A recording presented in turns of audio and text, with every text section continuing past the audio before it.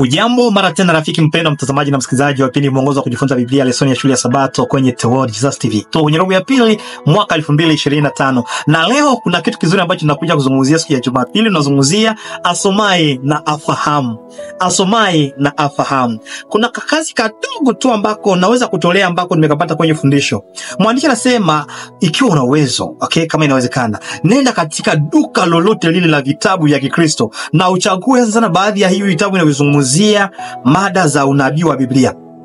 Utashangaa kwa sababu utakuja kugundua upesi kwamba kuna mkusanyiko wa maoni na tafsiri mbalimbali zenye zinaweza hata kusababisha msomi adhani ya kwamba haiwezekani kuelewa unabii wa Biblia.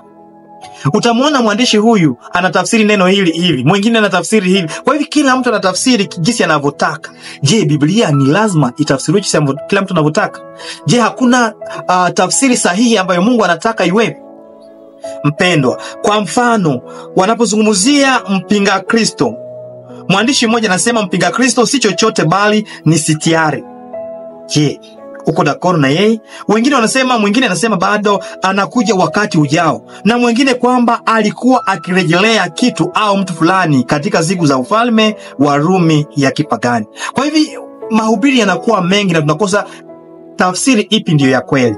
Leo nakuja nikuambie tu kusoma kwenye Mathayo 14:15, Ufunuo 1:3, Mathayo 11:19, Yeremia 9:13 na 24. Tuangalie maandiko haya yanamaanisha nini kuhusu kusudi la Mungu la kufanya aeleweke. Karibuni ukiongozwa na Roho Mtakatifu.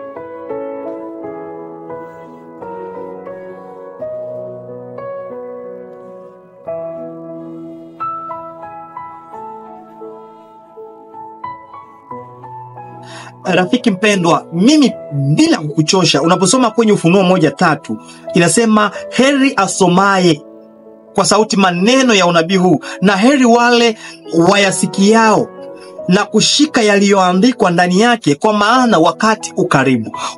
Wanaheri, wamebarikiwa wale wanaosoma. Kuna baraka kwa wale wanaosoma unabii. Hata hivyo ni wachache sana wanaojisikia kubarikiwa na kusoma unabii uliomo katika Ufunuo, Daniel, Isaya, Zekaria, vitabu vya unabii vile vyote mnavyovijua. Ndio maana hata mpaka leo kuna mtu ambaye amenunua Biblia ni mpya, imefanya miaka karibia 10, lakini kuna kitabu ambacho hajawahi kufungua. Kitabu cha nabii Daniel, ama kitabu cha Ufunuo, ama cha Zekaria, ama sijui cha Sofonia, ama cha Agai, lakini amebarikiwa yule ambaye anasoma unabii. Kwa nini hili litokee? Kwa nini watu wengine wanaogopa na hawataki? Ni kwa sababu hawasomi kwa mtazamo sahihi. Ndio maana hata waelewi na hawataki wabarikiwe nacho. Wakati Yesu aliposema msomaji aelewe kwenye Mathayo 14:15, alikuwa akituambia kwamba tuna uwezo wa kuyaelewa, lakini chini ya hali fulani. Unabii wowote katika maandiko matakatifu tunaweza na ninaweza kuyaelewa, lakini ili nielewe ni lazima niwe na sifa fulani na utaratibu fulani. Kuwa tayari kutii unabii unatufundisha nini? Sio wewe kuambia unabii kile ambacho unataka kiseme. Ruhusu unabii uzungumze kile ambacho inataka kuzungumza. Tambua kwamba hatuna maarifa muhimu yanayoelewa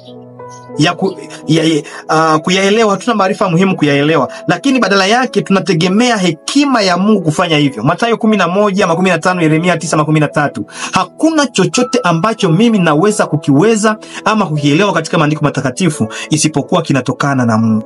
Kwa hivi naweza kusema kwa kifupi tu, mpendwa mtazamaji na msikilizaji mahali pote ulipo, ya kwamba kusoma unabii ili kuelezea mtazamo wangu juu ya jinsi matukio fulani yatakavyotokea au bila kutambua sauti ya Mungu ndani yake sio njia sahihi.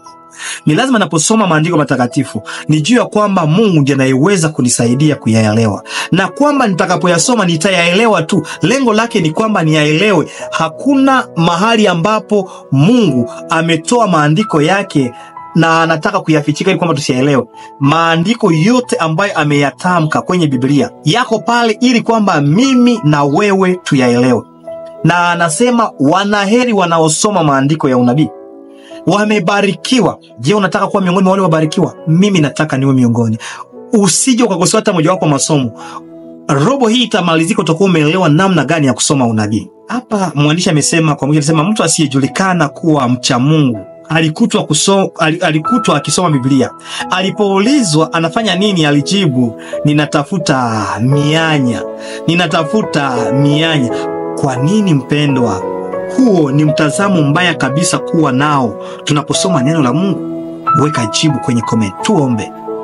Baba mtukufu, asante kwa sababu umetoa unabii na umetupatia uwezo wa kusoma na kuelewa ikiwa tutaongozwa na Roho Mtakatifu.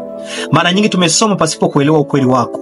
Tufunze kuelewa kwa roho ya unyenyekevu, kwani umesema amebarikiwa yule ambaye anasoma. Tunataka tupokee baraka ya wasomaji katika jina la Yesu Kristo, amina. Ndugu mpendwa mtazamaji na msikilizaji, usikose kusubscribe, like na kushare kwa watu wengine. Karibuni.